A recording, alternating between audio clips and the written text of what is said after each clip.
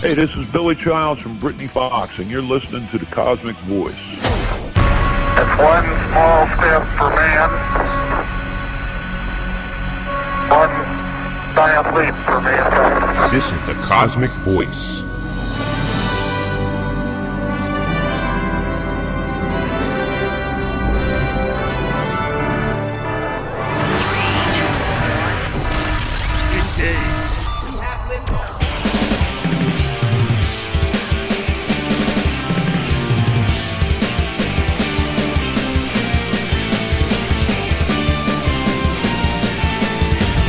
Cosmick Voice. Music, talk, and nothing but business with your hosts, Chris Natalini and Mick Michaels.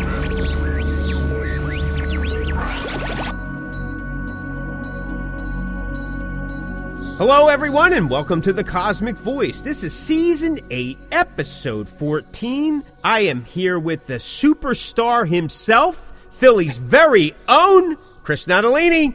What is happening, everybody? And I am Mick Michaels. Welcome back, everyone, to Chris's show. It's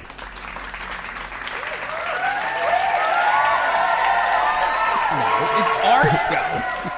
How are you, buddy? What's going on with you? What's happening, brother? You know, at the time of recording this, I am very pleased and blessed and happy to say I am back in the band fold. I'm actually rehearsing and stuff's happening. I got shows. Been a whirlwind. I'm back, man. I'm back in the fold. And it's all, you know, it's funny because I was listening to our last two episodes, and I was like, God, I sound pathetic. You're like, what's going on? I'm like, you know, nothing. Nothing's going on, you know, writing, you know, demoing, which I was. I mean, I'm not, you know, that hasn't changed, but, you know, to say that I'm in like a full active band again. It's awesome. You're back on top. Yeah, that makes me happy. It was good to be back rehearsing. It was good to be back, you know, planning for a show. Yeah, it's very cool, man. It's very cool. How about you? What's going on with you? Just staying busy. I mean, you know, maybe not as busy as you now, but I'm staying busy, booking some shows for the year. I'm working on stuff coming up. Projects, both for the band and then some external projects, you know, other things I'm involved in. So just staying busy. I mean, I think busy's a good thing as long as it's productive busy. Not just busy work. I mean, I could do that because I got a list of stuff I need to do around my house, but that's not, you know, what I want to be doing. So, but this is productive stuff and it's good. And you know, my band's celebrating 15 years at the time of this recording, so we got some things happening throughout the year. I'm just trying to get everything scheduled and not mess it up.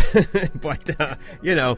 Overbook yourself. Yeah, overbook myself. And it's, you know, because I'm starting to look at things like, am I going to be able to get that done, get this done? I got a year to do it. Well, actually less now, but some things will be cool. And then I figured, you know, if it doesn't happen, then I got something for the next year to push out. So, you know, if that happens, we'll see what happens. You have a busy schedule coming up this year. I got things going on, and you know, that's relative, right? I mean, depending on the level that you're at or the projects that you're involved in, whatever your schedule permits, it can be busy, or to somebody else, it's not as busy. But yeah, like I said, it's all relative to what you do, and you got to work within your capabilities. But at the same time, you got to challenge yourself every so often. You got to push them boundaries. And I've been doing that. And like I talked about last year, at the end of last year, some of the earlier episodes this season, I'm just kind of doubling back on some old roads. I still have a same destination, maybe with some tweaks. Things maybe I don't necessarily feel I want to do like I would have 10 years ago, and that's okay. I'm a way different person now. I mean, I've always been secretly miserable, but I'm like 10 times worse now the older and crotchetier I get. I try to do it with a smile. Staying busy, staying positive, believe it or not. And I'm seeing that trying some of these older methods that I used to employ, or like I said, double back on. And you know how like you change formats and you go, okay, this is the new model or whatever.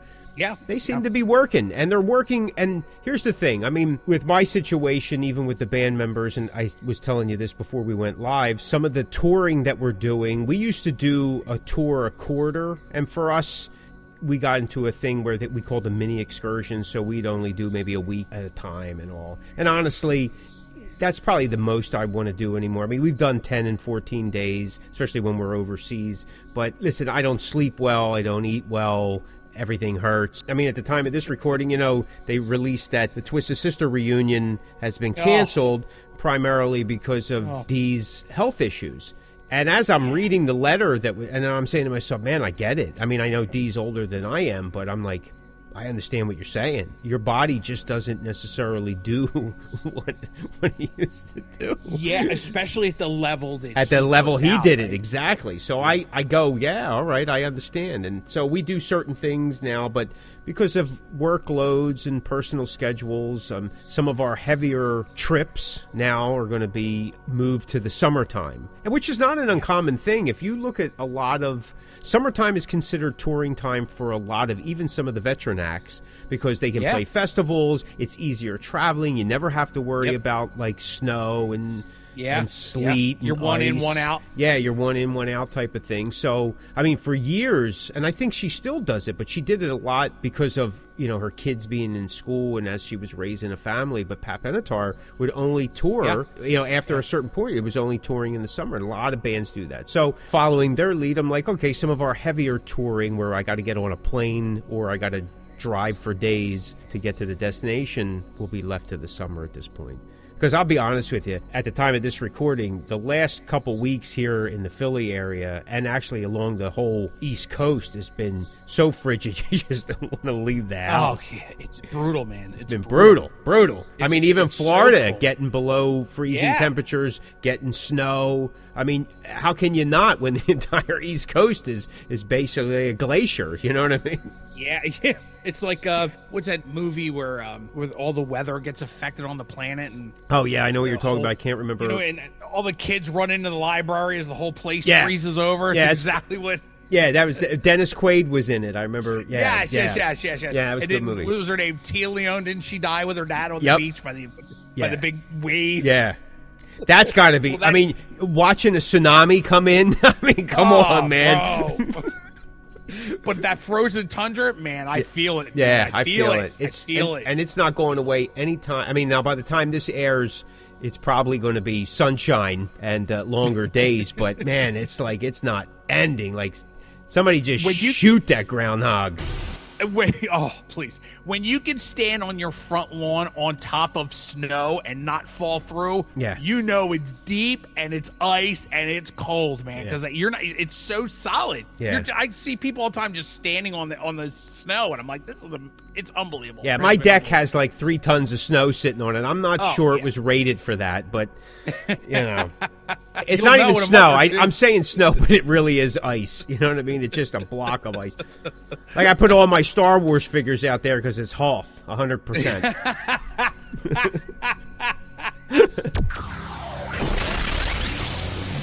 It's Russ the Boss. Take it down. Johnny D from Britney Fox. This is Stephen Pearcy from Rat, the Rat Bastard. You're listening to the Cosmick Voice. The scene, we talk about it every week. Like, the scene is just, I hear more horror stories every day by guys that I'm friendly with that are in bands, and just even getting on a show or being on a show and how that show kind of ends up, and it's just horror stories the entire time. And I'm like, man, what happened? We were never like this. Yeah. Never like that. It shouldn't be that hard, right? It shouldn't be that hard. It shouldn't be that hard. I mean, listen, not for nothing. People make it that hard. Oh, sure.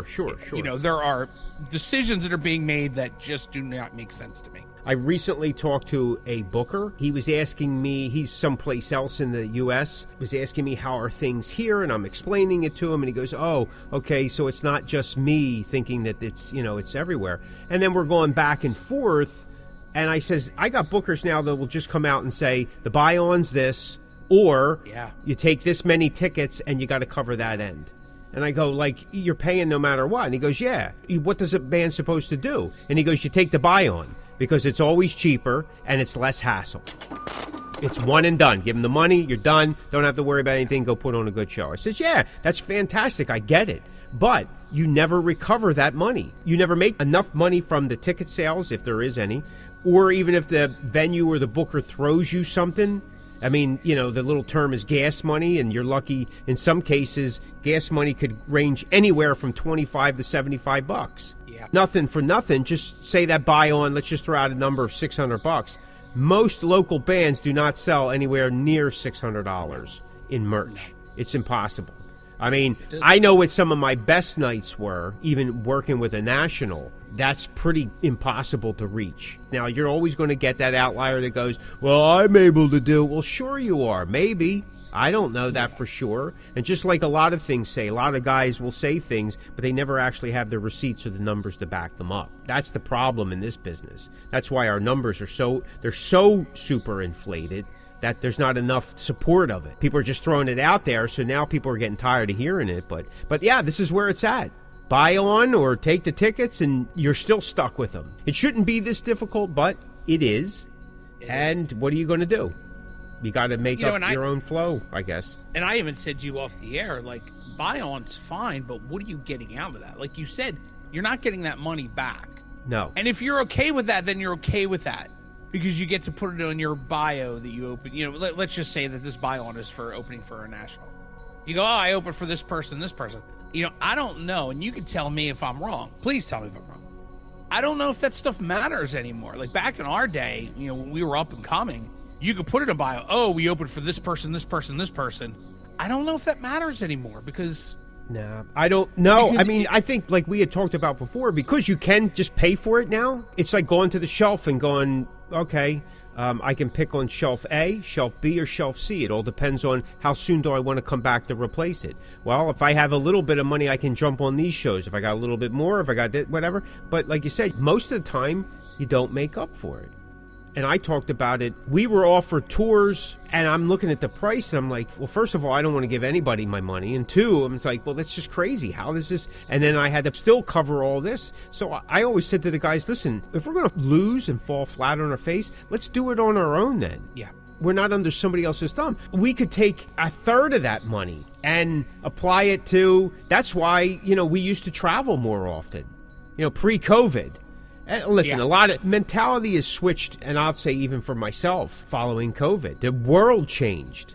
We all changed. This is the world that we're in. By the time it reverts back to its former self, if it ever does, or it comes out something completely different, I'm going to be long gone, or at least in a home somewhere, not hearing, so it doesn't make a difference.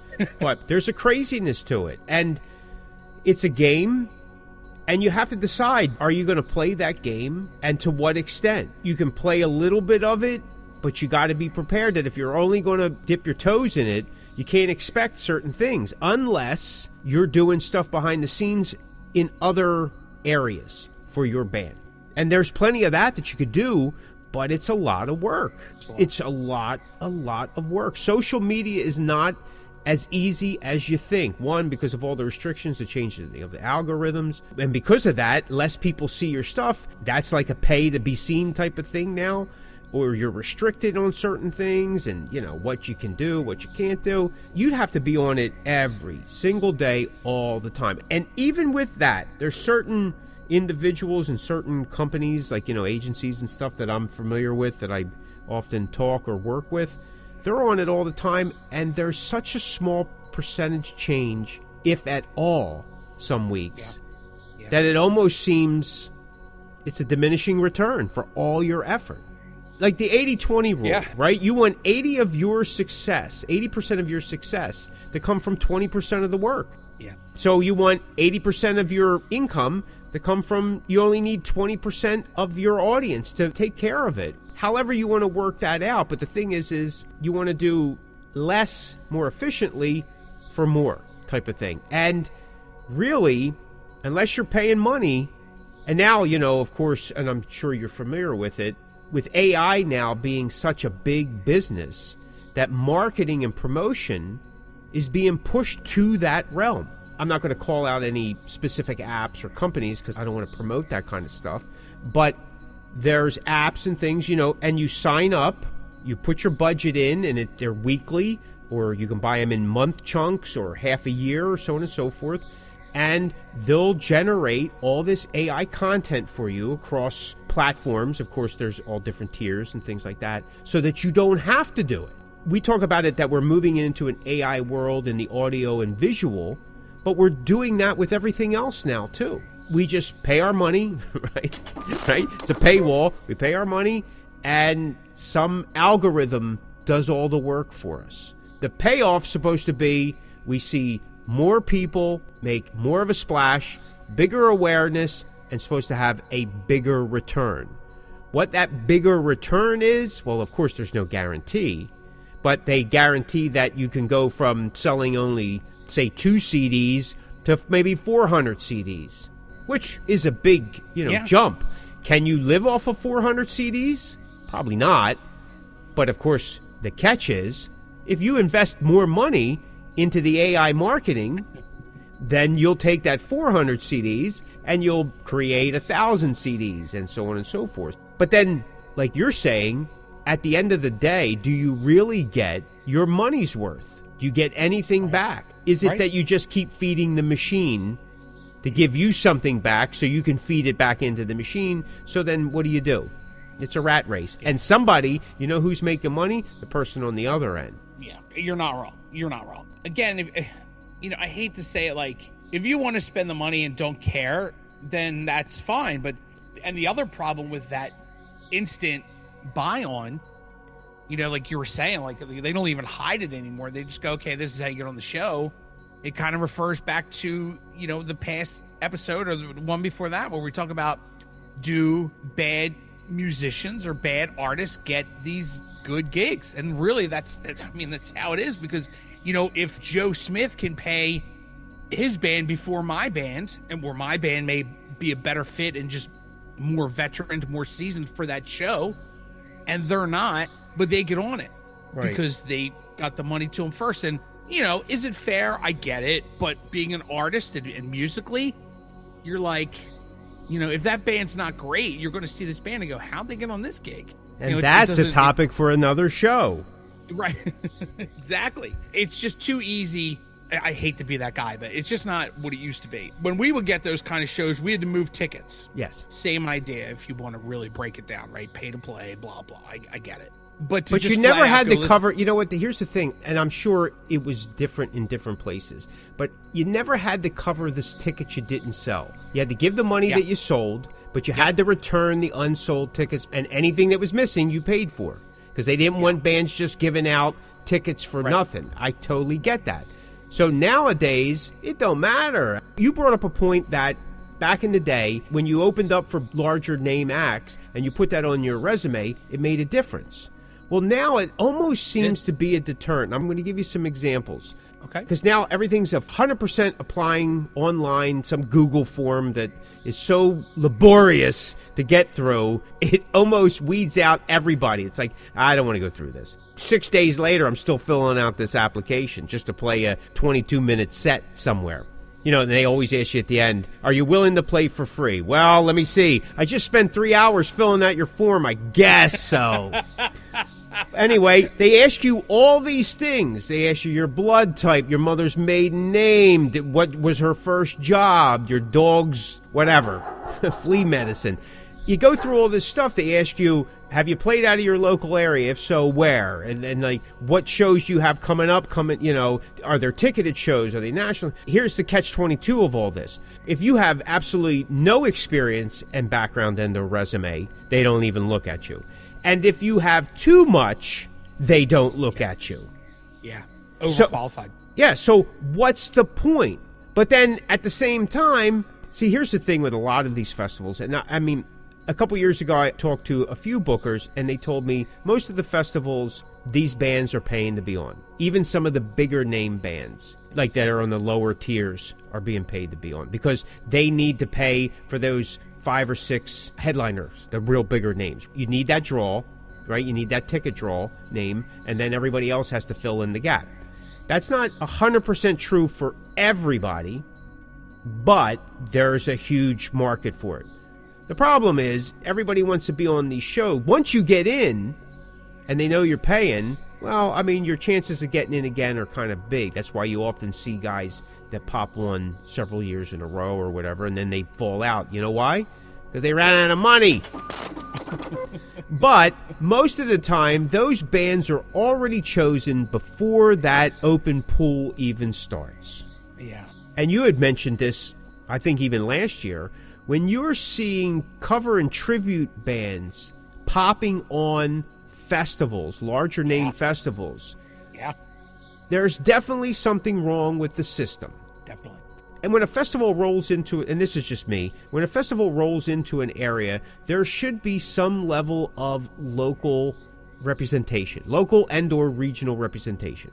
And there should be a pool to that process. But here's the thing. It should be put out to the bands that are currently in the circuit, not just everybody and anybody. Because that's why they'll go, oh, we get thousands and thousands and thousands of applications. Let's just say, let's for a round number, 1,000 bands. Probably 995 of those bands are still practicing. You know what I'm talking about. I do. Right? And then the other 5 are the ones that are, you know, just like in the old days. There may have been only 20 bands. 5 of those bands were the top-notch bands. And out of those 5, 2 were the guys that were moving on. Yeah. That's the way the things work. Not every doctor graduated at 10% of their class. Chances are the doctors that you and I are seeing probably didn't. But they're still making a decent living. Right. But the bands aren't. And, you know, another completely different end of that, but same thing. Now you have to be careful of what you buy on. Right. I.e., current time we're recording this big Kid Rock festival that's going on. All these bands are jumping ship. Yes. Because of all the political, you know, things that are coming with it. If whoever's putting this festival together comes to your band and goes, hey, listen, for, you know, $500, whatever, we'll throw you on the bill. And you go, yeah, because why wouldn't you? It's a big festival with all these major names. And then you go, oh, man, if you don't believe in Kid Rock's and what the festival is about, if you don't believe on that political part of it, well, now you just paid to be on a festival. And you're like, oh, no, like, am I selling myself out? Or am I just going to play this gig and hope for the best? Or am I going to get a lot of backlash for doing this show? Like, now it's not even as simple as just jumping on a show. Now you got to do your research. Is anybody in trouble? Who's been accused of what? Exactly. Who, you know, what political stance are they taking? And that's funny you mentioned that. Right now, this very second that we're recording the show, and again, this is going to be old news when it comes out, but just 30 minutes ago, it was reported that One Rock the Country tour has been completely canceled now. Completely. Oh. It's done. There you go. There you go, because everybody's jumping ship. Everybody's jumping ship. And that's not what music's supposed to be about. That's a whole nother thing, right? That's just a whole nother thing. No. It's supposed to be a festival of rock and country, but because it's Kid Rock, and listen, I'm going to be honest, I don't know that much about. I know where Kid Rock stands politically. I don't know that much about the festival. I don't know if he was pushing it to be political or if it turned into that, because that's what the. I think it follows him, right? It's kind of like a Ted Nugent thing in a sense. At least from what I honestly don't follow all that stuff. No, I don't. I'm still surprised that Kid Rock is still around. Bang to the bang to the something or other. I said this before. To me, his greatest song was the one he did with Sheryl Crow, and that's about. I'm going to stick with it. I never got never got it. Never listen. No. More power to you, buddy. I got it. You know what I mean? But me personally, I was like, you know, my name is, and it didn't really matter. And I'm like, okay, so I'm missing something. But I mean, that's just how it is now. Now, every show you jump on, you got to worry about what you're aligning yourself with. It's crazy, dude. It is. It's crazy. If you're going to throw the money out, you might as well throw it into your corner. Invest in yourself. It's no different than you bought a house. I was always a firm believer. If you're going to invest, you put your money back in your house. You get it fixed up. Live the way you want to live, because it's one of the only things, especially now in the last 5 years, statistically, historically, your property is something that's always going up. And investing in yourself is something that will always go up. At the end of the day, it doesn't make a difference if you're Metallica or you're at the bottom of the rung like myself. But I invest in myself, and I'm capable of doing a lot of stuff. I'm happy with that. As an artist or a musician or band member, just throw the money back in your own corner. There's a lot of stuff you can do, and you can have fun with it. And like I said, what you do and what you accomplish and what you have on your plate is all relative to what works best for you. Right. There's nothing wrong with that. I mean, we're in a world today where we're supposed to be so accepting of all this other stuff, which is truth, but then people will put you down because you're not as successful as such and such. Right. And if you're proud of what you do and somebody laughs at you, like, yeah, come on, dude, you know, you're playing the local. I get it. And sometimes we have some jokes about it as well. We're usually taking shots at the people that are coming off and they're being rude to everyone else. Like, there's one thing about being cocky. There's another version that you're confident. Confident doesn't mean that you're stepping on other people. You just feel good with what you can do. And oftentimes that confidence gives you enough bravery or courage to help somebody else out. Right. Cockiness doesn't allow for that. I don't care what anybody says. Right. You know what I mean? No, you're right. You're right. 100%. So, right. Anyway, that's where we're at. Yeah. All right, you want to get into the topic of the show? Let's do it, sir. All right, so the topic of the show is hello, goodbye, new member red flags. Hello, goodbye, new member red flags. It sounds like a Neil Diamond song, or maybe a Lionel Richie song, or a combination of the two. All right, buddy, listen, you've been there, I've been there. I know a lot of people have been there. What are some new member red flags? Take a seat, kids. We're going to take you to school. Let me tell you, sir, I have dealt with this so much recently. Red flags. Red flags, there's a number of things you should look out for. I'm big on communication. Not everybody is great at it, so I always leave people a little leeway. But communication. And I'll give you a perfect example of what I mean with this. So we had a drummer contact us a couple months ago. And he was like, hey, I'm interested in, trying out. And we go, okay, cool. We go, this is what this is what we want you to do. We want you to, learn one or two songs or just one, whatever's easiest and best for your time. Record yourself playing it. And he's like, well, I don't know how to do that. We're like, bro, it doesn't need to be professional. You could set it up with your iPhone or your Samsung, whatever, just so we have an idea of what you can do. Oh, okay. Which leads me to believe that some people automatically think, oh, I need to be in the studio. I need, professional recording. And that's not it. So it's communication, right? He communicated to us that he didn't know how to do that. We communicated to him that it doesn't need to be professional. We're just trying to cut back on a waste of time, right? Because if you can't play the stuff, then there's no reason to waste everybody's time going to rehearsal, auditioning, yada, yada, yada. And not that it's going to be perfect. We even told him, we said, it doesn't have to be perfect. You could even record 2 minutes. You don't even have to do this whole song. Just give us an idea that you could play what we have. Like anything. It doesn't have to be anything. So there's communication there. Commitment. Commitment is a huge thing when you're in a band. Some people in bands work differently than others. Some people can sit at home and write and record all day. Some people have lives. Some people have jobs. Some people have kids, whatever the case may be. So not everybody's going to be on that level, but if everybody pulls their own weight commitment-wise, then that's not a problem. So a lack of commitment is a huge red flag for me. And again, I'll even give you leeway because I understand that, people's lives are different. Everybody's different. Everybody's got stuff going on. Life is hard, especially now, especially in these days. It's very hard. So commitment is a big thing, man. If the person's not committed, if they don't take the time to learn their craft or do the work or do the research or whatever the case may be, there's no reason to move forward. There's just not. Other things could be, honestly, social media. What does their social media look like? I know this sounds very HR Karen, but it's the truth. I said it earlier. Do you want to align yourself with someone that may be a little off? And I don't necessarily mean political.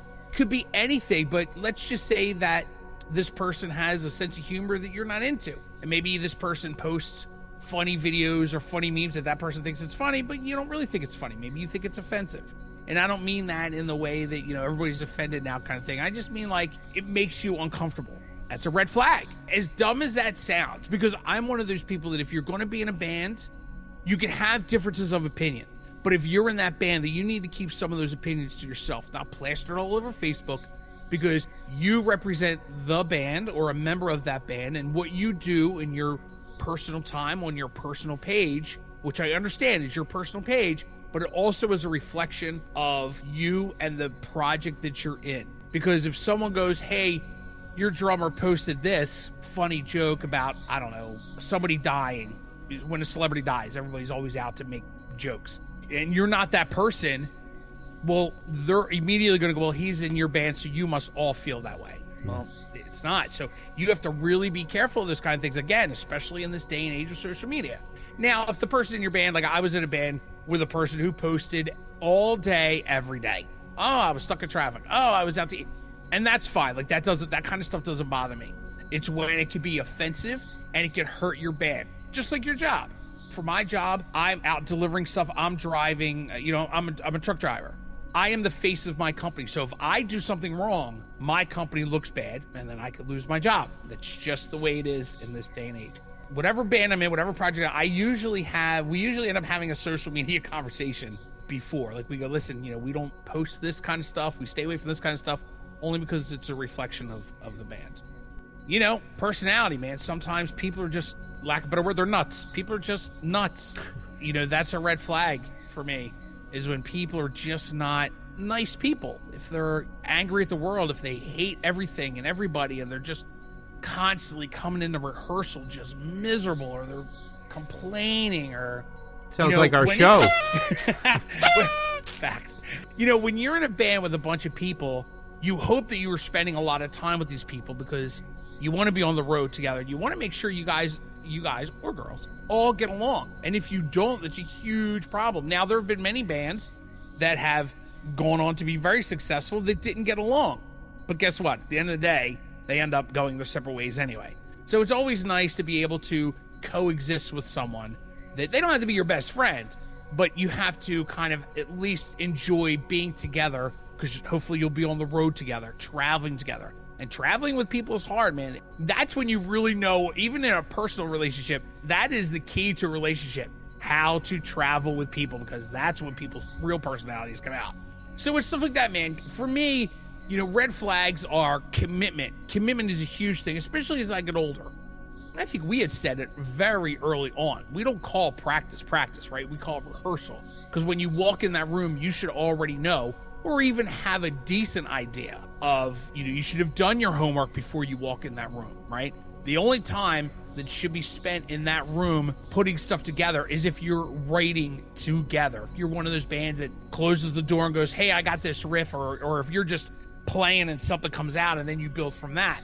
But if you're walking into a rehearsal spot, you should already have your homework done. And if you don't have your homework done, that shows lack of commitment. Now, again, there's always things, people's lives. If you're one of those bands that practices once a week and you go, oh man, guys, I didn't get a chance to listen to this stuff last week when we were here, then that's okay, because it's only, 5 or 7 days. But if you don't see each other for 3 weeks, then you walk into your spot about to roll through the set and you don't know it, that's a problem. It's a huge problem. You don't have to know it 100%. You don't, at least in my opinion, especially if you show the work. If you go in there going 50 to 60 to 70%, or have a good idea, then that makes that time worth it, because time is very valuable. And especially, when you're me and Mick's age, time is very valuable when it comes to that kind of stuff. And so commitment, man, that's a major red flag for me. Communication is a major red flag. Again, I know that people aren't great at communicating, but you have to have some kind of communication to be able to coexist in a band together. It's just how it is. Unless you're a solo artist, well, you have to have communication to the people that are backing you up. So there has to be communication. Has to be. So they're just some of my red flags that I've run into in the past couple years. And I find the same red flags in so many people. So many people. I tell you, Mick, before you jump in, one of the red flags that it just immediately shuts me down is when your band posts a flyer, gives all the information about auditioning, and that person goes, because I've had this too, where the person goes, hey man, I want to audition, where are you guys from? Did you read the flyer? Because it tells you where we're from. And if you didn't read the full flyer, I don't necessarily know if I want you in my band, because obviously you don't follow direction very well.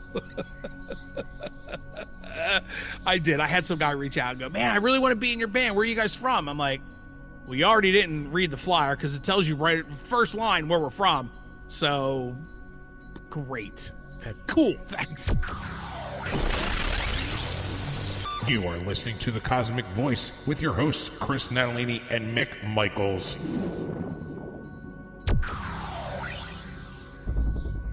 How about you, Mick? What do you think, buddy? Well, listen, everything that you said, absolutely. Especially if you're already in the mix, right? Like, say you've already brought this person on. Because sometimes you don't know, say, like their level of communication or their level of commitment or, their traveling habits until you're actually with them for a couple weeks. That's why they say, well, you should live together before you get married. Well, I don't know about that, but, that's a whole nother thing. But right out of the gate type of things, because if you've ever followed my band, we had a bit of a spell for quite a while with singers, songwriters and clowns. One of the things that we had learned early on is when you get excuses right out of the gate and we hadn't even started anything yet, we just said hello and the excuses start coming out, that's a red flag.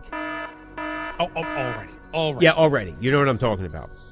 I do. Yeah.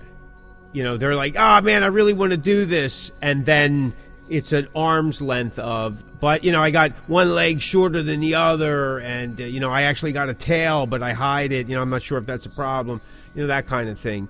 Another red flag to me is when they're constantly telling you what they used to do. Yeah.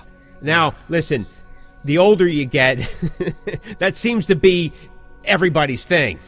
But when you're in a band situation and you're bringing in a guy or a girl or whatever for a replacement, and they're spending more time telling you what they did with who than showing me what you can do now with what you have, that's a big red flag. And it seems that the more workload you get or you give as a band, the less you get in return output, but the more slapstick you get from, hey, I did this, I did that, I used to do this, I was here, I did that.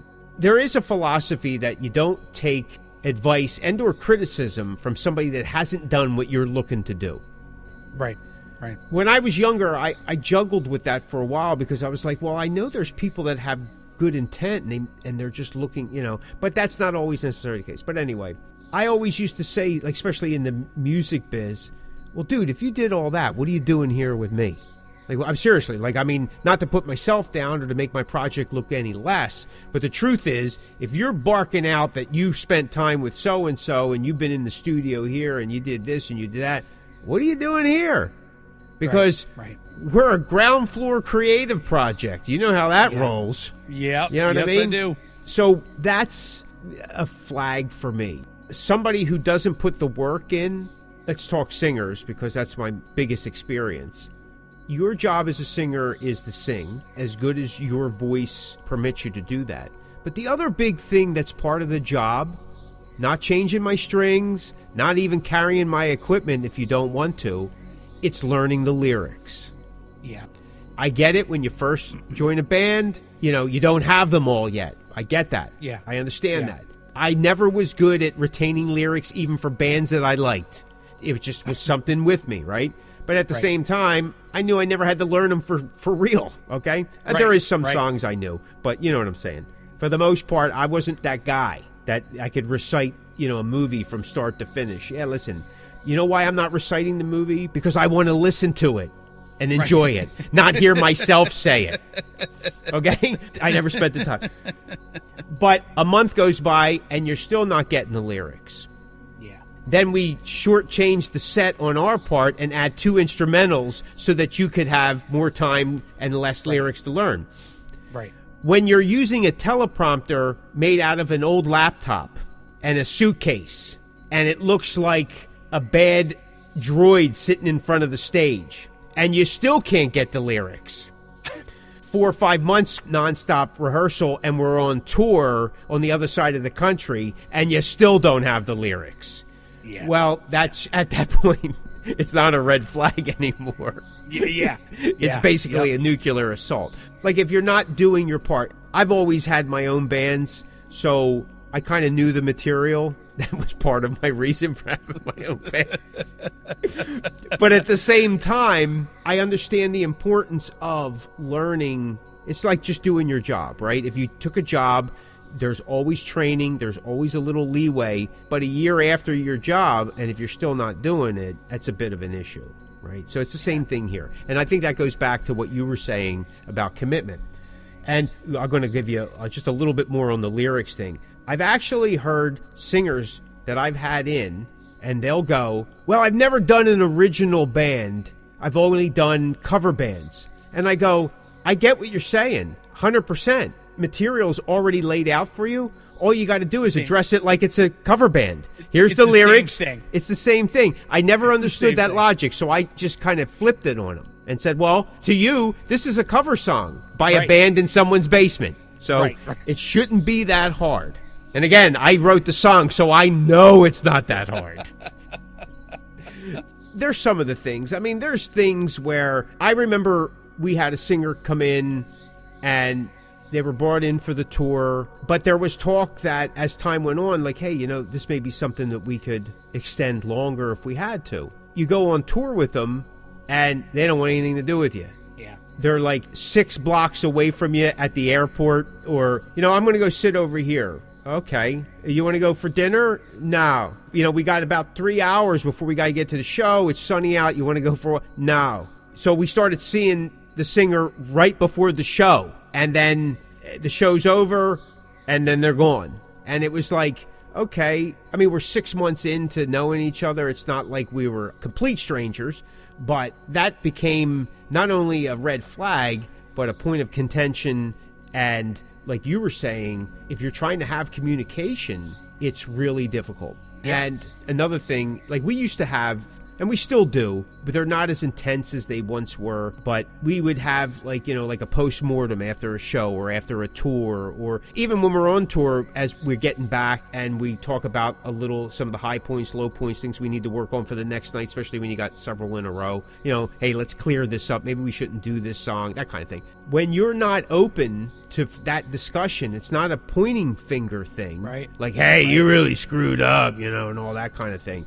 It was never like that, and I've been in bands, though, that have been like that, and you've discussed very similar situations, too, and they're the worst. Yep. But in this band, it's never been like that. It's usually like, you know, hey, maybe we need to work on this, tighten this up a little bit. Maybe that was my fault. I kind of should have gave a clue, or, you know, nowadays I go, yeah, I don't know what happened, guys. Like, I knew I was up on stage, but all of a sudden I couldn't see anything but white. I didn't hear anything. And then all of a sudden I kind of woke up and I'm like, oh, wow, all right, we're on stage. You know what I mean? That kind of thing. When there's no communication, or it's difficult communication, and I guess that falls into what you were saying earlier, like a personality conflict, which is sometimes probably more so the case than in anything, at least in a lot of my experiences, because people, they join a band and they don't realize how much work there is, or that the band is expecting that level of work, even if it is just I've had people that come in, well, you know, it's just a hobby. Well, I said, you know, I get what you're saying, and I can respect your version of what that looks like. I go, but for me, this isn't a hobby. This isn't the hobby that I would pick. Like, I'll go back to buying Star Wars figures as a hobby, or eating ice cream, you know, something like that. To me, that's a hobby. This, I wish it was a hobby, but it ain't a hobby, and that's right. You know, and that's usually like okay, you know where the commitment level on this guy's going to be. So there's some of the things. I mean, listen, I'm sure there's lists of them, and some you don't know until you're a little into the woodwork, and some of that can be worked around. Listen, and some people are just, you know, like you said, they're quirky.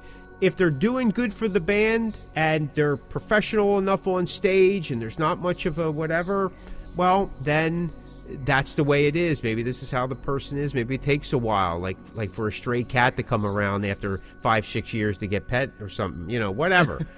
You know, but as long as they're doing their job, well, then there shouldn't be an issue. That's just people dealing with other people. But if it's interfering with the position of what they're supposed to be doing in the band, then it's affecting how you play, what you're doing. Because listen, there's a lot of guys that are in bands that sabotage bands, whether they realize it or not.